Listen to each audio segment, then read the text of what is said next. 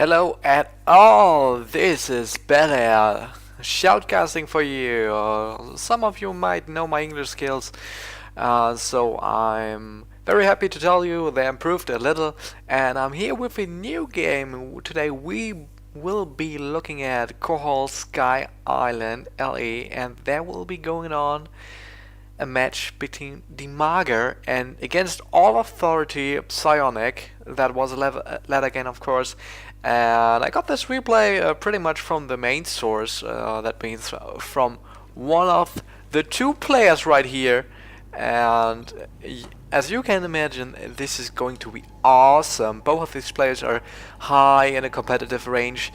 I think Psionic is at the moment between the top 30 players in the European section of Starcraft 2, so he has spawned down left here on Kohol Sky Island as the blue Protoss, and on the other side we have the mighty one, the Zerg, playing Dimaga in red.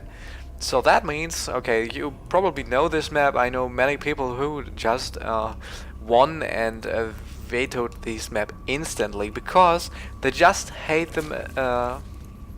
Yeah, the setup of this map.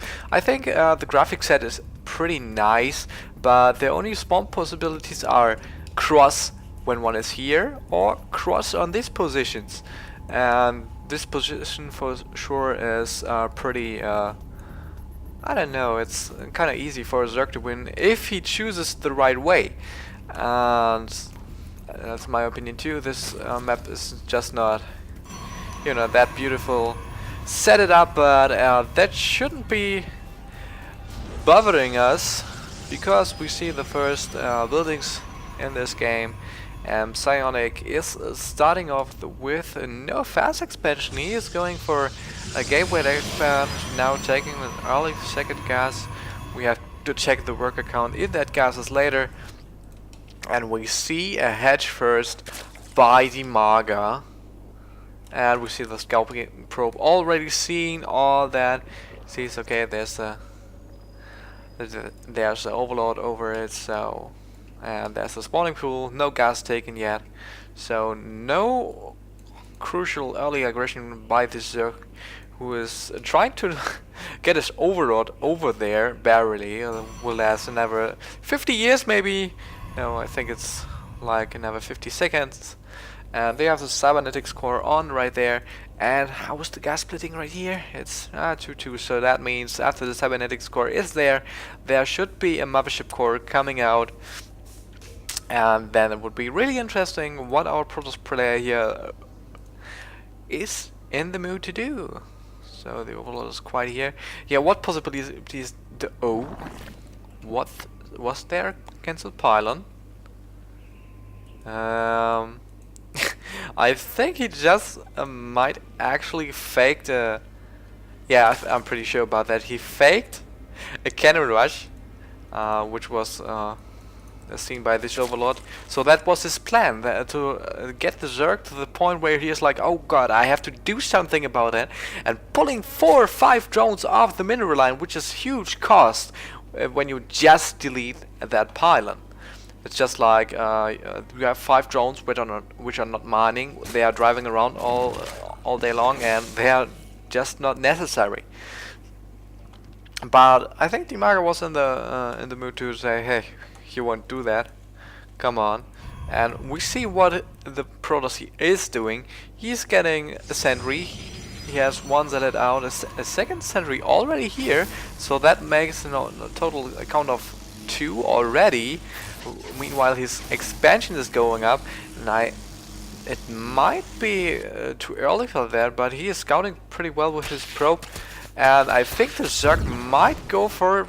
Oh gosh, this is going to be a quick third against this gateway expansion, but I think the Protoss here is in the place to do some little damage. We have the mothership core on the radar right now. Speed will be through on the Zerg player, but another sentry is coming up. 2 more gateways are added right now, and they're instantly scouted. and all these sentries are seen. And the problem with the sentries is they don't deal much damage, but all this energy they are gaining right now, that's a crucial thing. He can force field for another 50 years and send illusions around for scouting. These guys are pretty helpsome, and now while his expansion is through, he's pretty safe. If he just gets back with his mothership core, he will have 100 energy. And that's what I meant. There's a little push coming in. 3 sentries, 1 zealot, and 1 slow mothership core in the back. And this third hatchery might have a little problem there. 8 lings built, 2 additional queens. And what is Dimaga doing right there? He is just walking over. We got a warp in pile right there too, so reinforcements are pretty fast here. 2 more zealots are warped in. And zealots against lings, you don't want to see that one-on-one. A beautiful force field there. So this zealot it won't be attacked by anything, and all these units are going to survive. This hedge is going to go down. Oh, what the? It is still standing with 1 HP. Are you fucking kidding me? Sorry for that. Oh my god, and chat is going to rage. Oh my gosh, yeah, good transition right there. This hatchery was down to 1 HP, and then he recalled just a second too early. The idea was really beautiful to kick this hatch, to get out there. But now he just lost some units. His sentries are out of force fields, and he got nothing for this. And the Zerg doesn't have a... Yeah, he has got a pretty good army. Few lings, and we have no real cannons right there. Just sentries. I wonder what... Ah, but beautiful catch right there!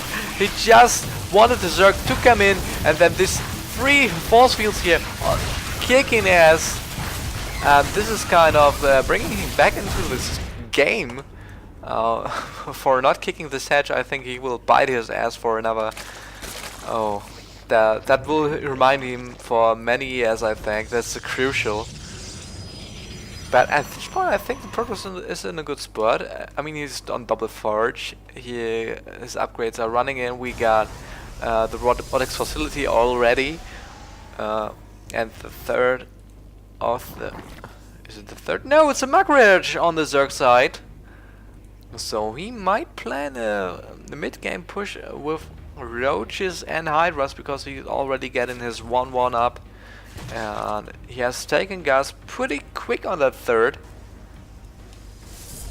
But that doesn't really matter. I think his progress is in a good spot. He's not mining that much, okay, and the Zerg is getting much gas. But if you check the army supplies, it's even. The progress is in the favor of that. And he will now scout with this illusion for something fancy going on. And Psionic is still not realizing what is going on.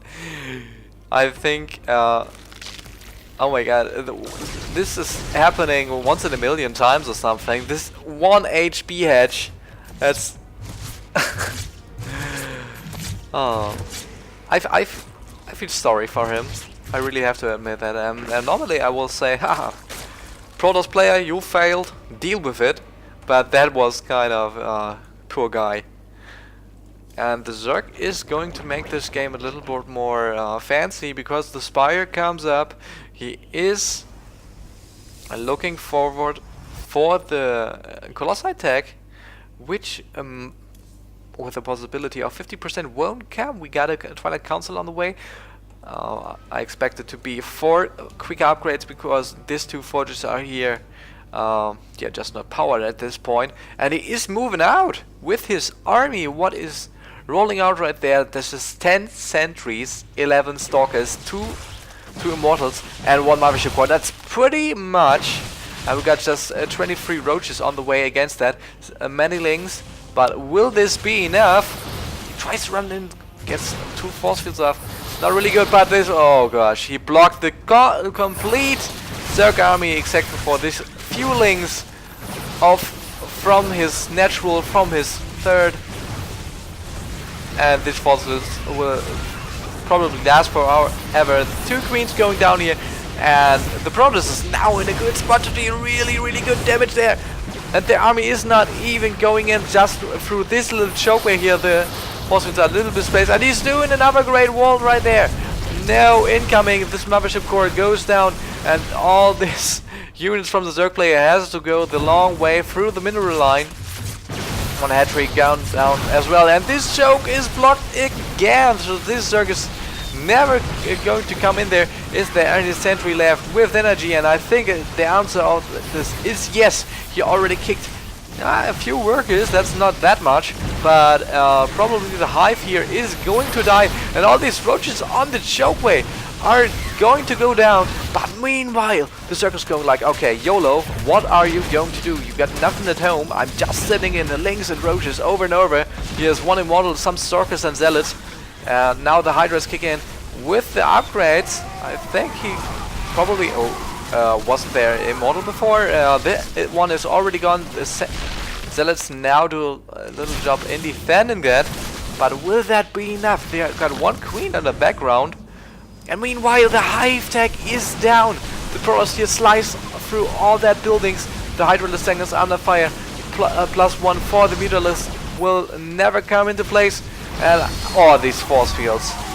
Beautiful play here by Psionic. He is blocking off every unit the Zerg throws against him. That's really crucial. His main is down. And I think the Zerg got nothing left to deal with it. He is trying to break this wall here, but there is like a never-ending amount of force fields which he is just not able to deal with. He's building 3 Ultralisks at this point. Both players are like, okay, XD, what is happening right now? The 2 Ultralisks pop out here, but this army is just too strong, and there's the GG. Dimaga loses here against all authority Psionic, and a very beautiful game, which was yeah, full of fail. I mean, how would have gone this game if the third had fallen, which was not the point. So we've seen a pretty strong free base push by our Protoss player. He dealt with the aggression against him by Dimaga very good. Meanwhile, all these forces were on the front line. He just was able to block this off with this amount of force fields to save his own building. So very crazy, I think, that the Protoss is able to do that. I mean, the Zerg has should have had the defender's advantage, but there was nothing to see right there, and the blocks with the forces were just epic, and all these drones and roaches dying on this choke. I think this should be painted in red over and over. That was a pretty intense game. I like that much, and if you like that too, please feel free to subscribe to my YouTube channel. Give me a like on Facebook or something. I'm new at this stuff, so give me feedback on my English casting. I'm trying to improve that all the time, and I hope you enjoyed that. And I'm gonna see you on my next live stream, maybe on Twitch TV. Bella Starcraft. You're free to subscribe me there as well. But keep in mind, I'm new, and most of the time I'm casting in German. That's why my English is kind of, you know, badass. But I wish you a good evening, and I hope to see you soon. Bella Starcraft.